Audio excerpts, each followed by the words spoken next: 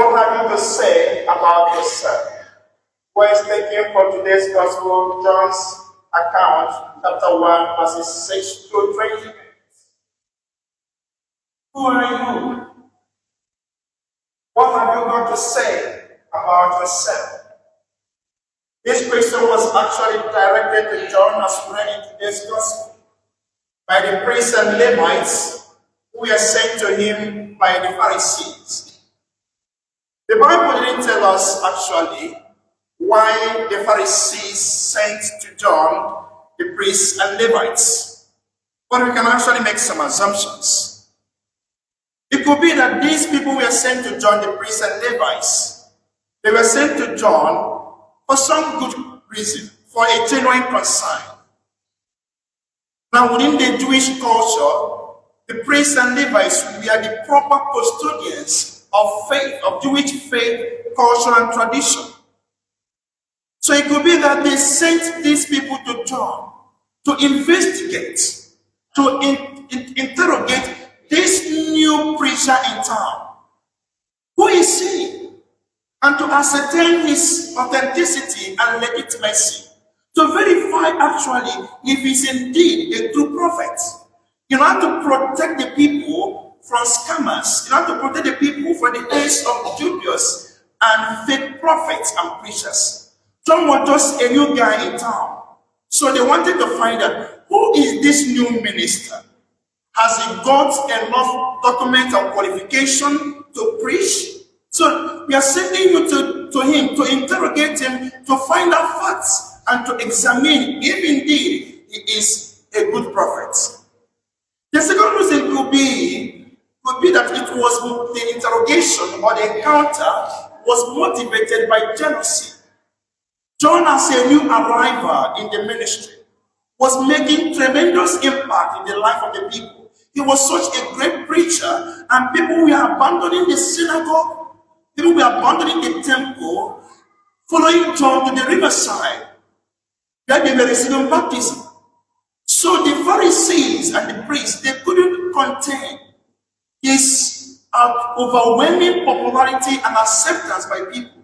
So they sent the priests out of jealousy to indeed make mess of him.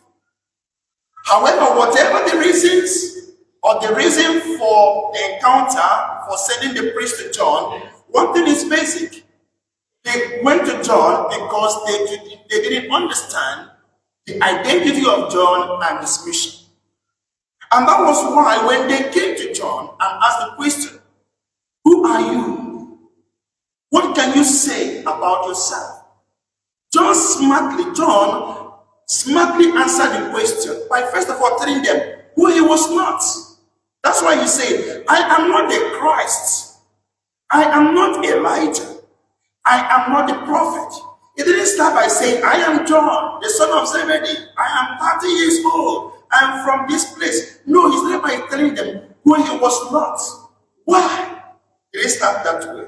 Because the people who came to him had already a preconceived idea of who John was. They have already developed an image and notion of John. They have already labeled him the Christ. They have already labeled him the prophet. So that when he answered the question, I am not the Christ, I am not the prophet, and I am not Elijah, they insisted, if you are not the Christ, if you are not Elijah, and if you are not the prophet, then why are you doing what they do? Why are you baptizing? You know, in life, often people may not understand you.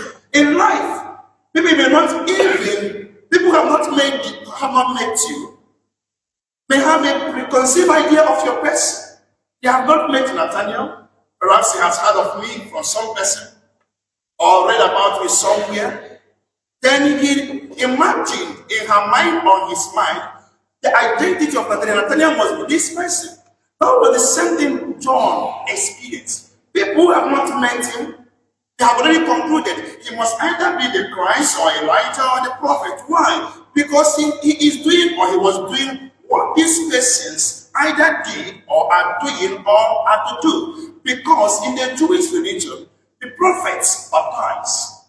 Elijah baptized. also, and Christ who is to come, going to baptize. So if you are not Christ, if you are not Elijah, and if you are not the prophet, then why are you baptizing? If the same question is thrown to you, who are you? What can you say about yourself? What will be your answer? But one thing I want to emphasize today is how John insisted that you guys are not going to label me, you guys are not going to give me an image, you guys are not going to give me an identity that is not mine. I am not what you think I am. No, he resisted it. There's something I read in psychology, or we read in psychology some time ago when I was doing my postgraduate studies. It is called wheelbarrow syndrome. You can Google it later on and read about it. Wheelbarrow syndrome. You know wheelbarrow. You know about it. Wheelbarrow is so useful. It can do a lot of things. But the fact is that, or the downside of it is that wheelbarrow can only be pushed around to become useful. You can only direct it the way you want it. On its own, it can't do anything. So the wheelbarrow syndrome are people who are just there and are being pushed around. They cannot be useful on themselves or productive or fruitful unless they are pushed around. So it is called the wheelbarrow syndrome. And in my own thinking, that was what John was resisting. You can't give me a tag. I am not this. I am just the voice. In as much as the Messiah is going to baptize, in as much as the prophet baptizes, in as much as Elijah baptized, yes, we are doing the same thing, but I am different. You can't give me an identity that is not mine. None of them is the voice. I am the voice. When I was in primary school, usually our teachers will give us an assignment, an essay or essays to write. Sometimes to write an essay about your father, your mother, whatever. But sometimes they'll give us an essay, or they give us an essay to write about ourselves. Go home and write an essay about yourself. And usually in my essay, writing that, I will always say, or I did say, my name is Nathaniel. I am 12 years old. I have round face and big nose. I don't know if it's still there. But the fact is that writing about myself then, my concentration was describing myself. And I discovered that writing that way, I was only describing myself for the other person to know me. I wasn't actually disclosing who I am to myself. I was writing in a way that whoever reads that, when he sees somebody with round face and big nose, you know, but if the same reason is thrown to me today as it was thrown to John, am I going to still write, my name is Nathaniel, I'm 41 years old, and I'm a priest? Am I going to describe myself so that someone who is outside of me, when he sees me, gonna know me? Or am I going to describe myself as myself to myself? And that was why John didn't say anything about his family background. He didn't talk about his age. He just said, I am the voice. This is who I am. And this is my mission. So dear friends, as we continue our preparation for Christmas, and most significantly, as we come to the end of the civil year, I would like us to ask ourselves the same question the Pharisees through the priest asked John. Who indeed are you? What can you say about yourself, to yourself? And what is your mission? The church presents to us today the person of John the Baptist, to emphasize again the question of identity and mission. That whoever is in this world didn't come by chance. Whoever is here in the world didn't come by accident. We are here for a purpose. And that was why John was clear about his identity and his mission. I am the voice, and this is my job.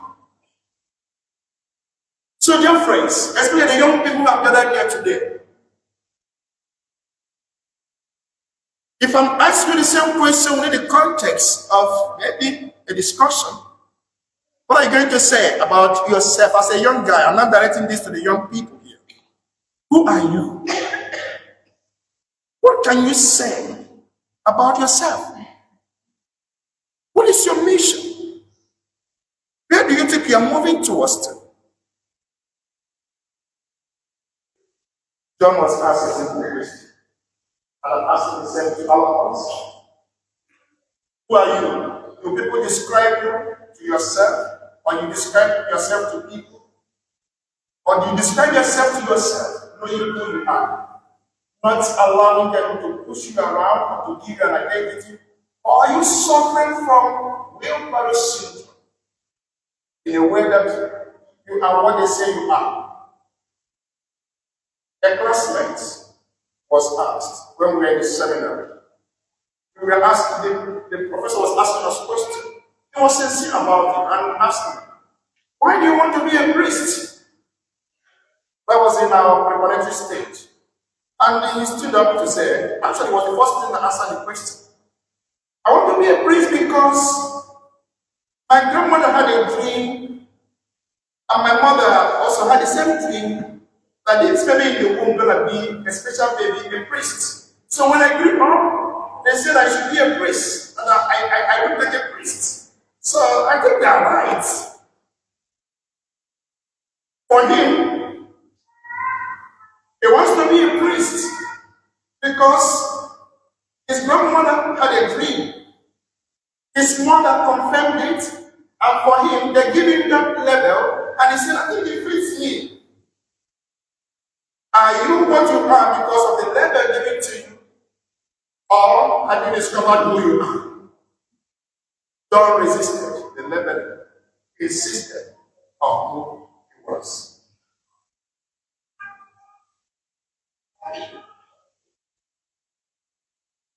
May we rise and profess our faith.